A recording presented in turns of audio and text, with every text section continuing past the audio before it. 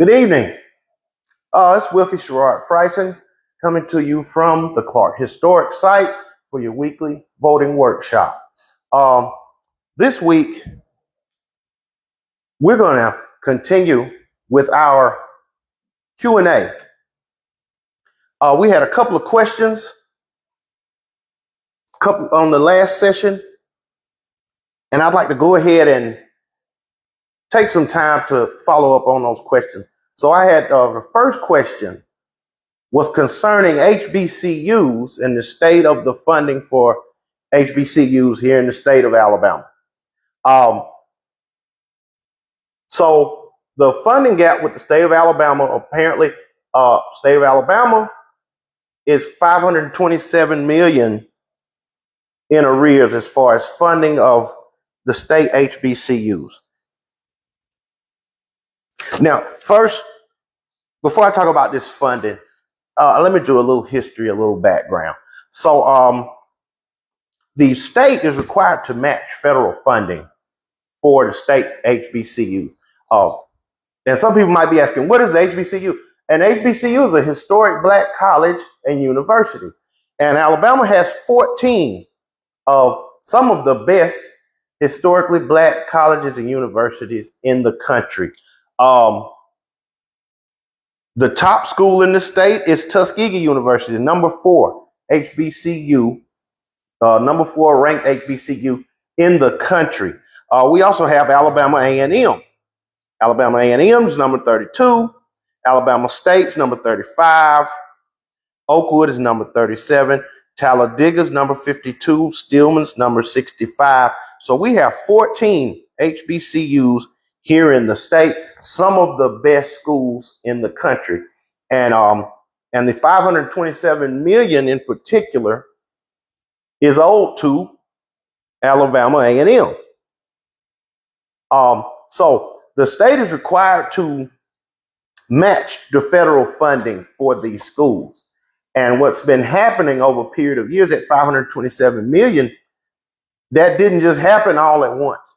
That is a series of shortfalls in funding over the last 30 years. So year after year being, shortchanged or underfunded on the matching of the federal funds. So that is what that situation is there. But what I'd like to go into a little further detail about is the national, because that is actually a national issue. And that was a great question. I thought it was going to be an easy question. And I did promise answers. And I did go and do some research and I found some answers. So $527 million for Alabama A&M, even though that sounds bad, it's really not that bad. It's really not that bad. Yeah, so this graphic here, we've got all our HBCUs here in the state. I apologize, I skipped this slide slow. We can take a look here. We got Alabama A&M, we got Drake, we got Oakwood, we got Gaston State, Talladega College, Miles College, Lawson State, Concordia College, Selma University, Stillman College. So, we've got a lot of those are recognizable names, a lot of great HBCUs here in the state. And even though that $527 million is owed to Alabama State, it's really not the worst. It could be worse. It could be worse because there are 18 states with HBCUs, which are owed funds by their respective states. And we're going to look at a few of them. So here are some of the top schools. So as far as being underfunded, and there was some news stories about Tennessee State. So Tennessee State currently is suffering the most. They are currently owed $2.14 billion from the state of Tennessee. They've been underfunded. Florida A&M University, they're owed $1.97 billion. Southern University and A&M College owed $1.1 billion. Prairie View in Texas owed $1.1 billion. And North Carolina A&T, they're owed $74 million. So compared to some of these other schools, Alabama, we're not the best, but we're not the worst either. So on this page here, we have the schools that are owed less than $1 billion, between $900 million and $600 million. So we got Alabama A&M, they're owed $527. $400 million for South Carolina State, $400 million for Langston University. So, and here are some schools that are owed less than $400 million.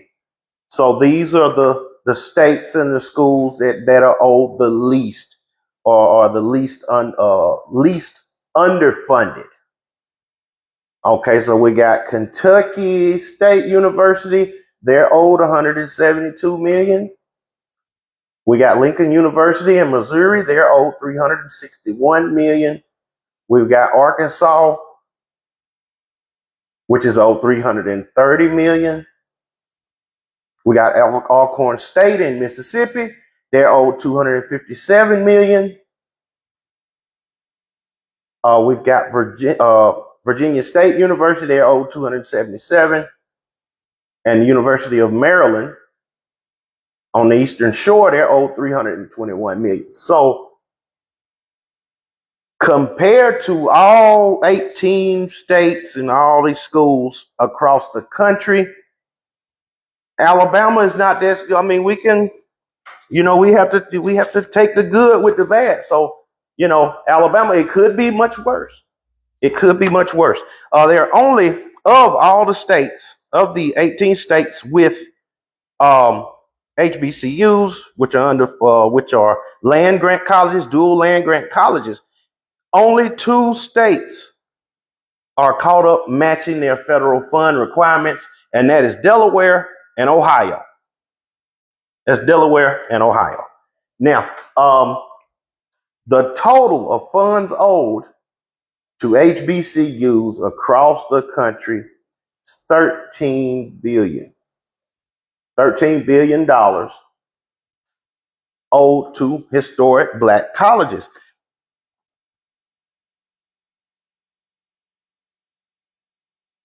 So when you look at that situation, when we think about that situation, and if you've ever visited an HBCU or you ask, why are HBCU, why are they having difficulties, or why they might be having problems that they're having,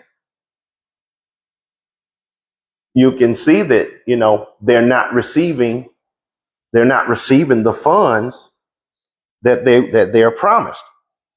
Like you could take that, let's come back to Alabama, for instance. You could take Alabama A&M. They could upgrade their research facilities. They could use modern classroom technology. They could give their faculty and their staff raises. They could build new buildings, next generation laboratories. They have problems bringing in researchers for research projects, working on their doctorates because they don't have the funding. It's a lot. We were talking about on our last session, we were talking about how voting impacts your economics because you need money to do anything. Schools need funding.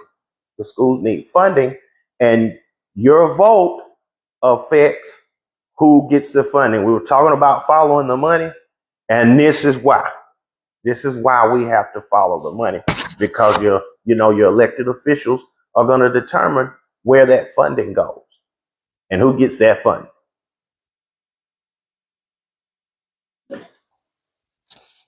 So I hope I've answered that question for you. I can't remember who that question was from. I think someone was here that evening and they posed that question, and that was a great question. And I was glad to find an answer for you. So now I had one other question that someone posed. Now that was I remember that was JMF. So JMF asked, her question was, let me make sure I got this right. So, well, what do I think, or is it harmful, or is it, or what do I think about the situation concerning Democratic voters, or African American voters, or people, local voters, having to take a Republican ballot to vote in the local sheriff's election? That's actually a tough question. That's actually a tough question. From the information that I have and from my understanding, because I have looked into that. We're aware of that problem that's been going on for a while, and there's a whole. And really, to be honest, I could do a whole video just answering that question. But the main thing to remember is that we have a Republican supermajority. So we have a supermajority in this state. And across the state, possibly hundreds of elections, of local elections, were decided in May during the primary by Republican candidates running for offices uncontested. Hundreds of offices were filled. And really what I think this boils down to is voters are forced to make, or they're forced to decide between voting for state office, voting for their state in their state election, for state candidates in the Democratic Party, or you can vote in your local election. But you can't vote in both. You can't vote and you can't have your voice be heard in both elections. So the short answer to the question is yes, I think it's harmful, but we have to look at the margins. We have to look at the what you call marginal utility, and that's why I talk about economic. That's an economics term. So you're forced to choose. Voters are forced to choose which election is more important to them. Is your local office, your local sheriff's office, is that more important to you? Or is voting for candidates of your party of choice in your state election, is that more more important to you or more valuable to you? And then you have to make your choices on that. And really the long answer, these are complicated problems. That's the whole problem with these situations. These are complicated problems, and they involve many different factors, and it's hard to put that into a short, simple answer. And I'm sorry, I just can't do it, because it's a complicated situation. But really, what it does is, by you're forcing voters to choose between voting in a local election or voting for their state official.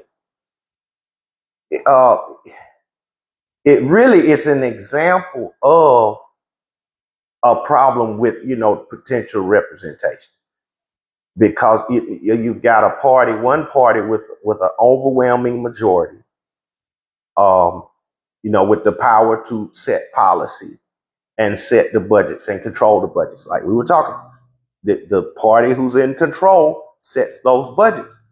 And with that overwhelming majority, you're gonna end up losing something. And in this case, the minority party loses the ability of choice about what candidates and what elections that they vote in. That's basically, voters are robbed of choice. They're robbed of the choice of, who they can vote for, what elections they can vote in, because they're having to do this calculation in their head about the marginal utility of whatever, or making a choice between, a Republican ballot or a Democratic ballot. I mean, we understand that's how the system works, but it still just exemplifies that problem. Another problem with that situation is that anyone who, because of party rules, the party, the Democratic Party and the Republican Party, they don't allow you to, switch. It's not easy to switch parties. Voters, that is one credit to our state. One good thing is we do have open primaries, and you do have the option to take that ballot and vote in your local election.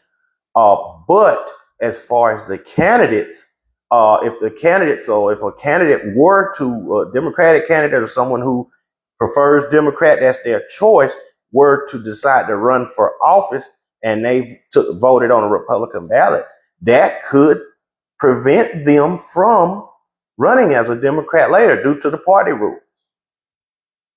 And that's another problem, with that current situation. So it's, as I said, these are complicated problems, but the solution is simple. The solution is simple. We got to vote. You got to vote. That's the solution. Complicated problems, but a simple solution. We have to vote, and we have to vote our numbers.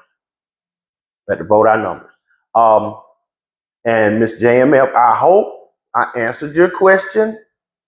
I hope that was, I don't know if that was the answer you wanted, but that's the best answer I got. So if anyone else has any other questions, I will look at these. I do look at those comments. I will answer those questions. I will answer your questions. And if I don't know, I don't have an answer right away, I will look into it and I will come back with an answer. Now I invite y'all to join us next week for our workshop next week.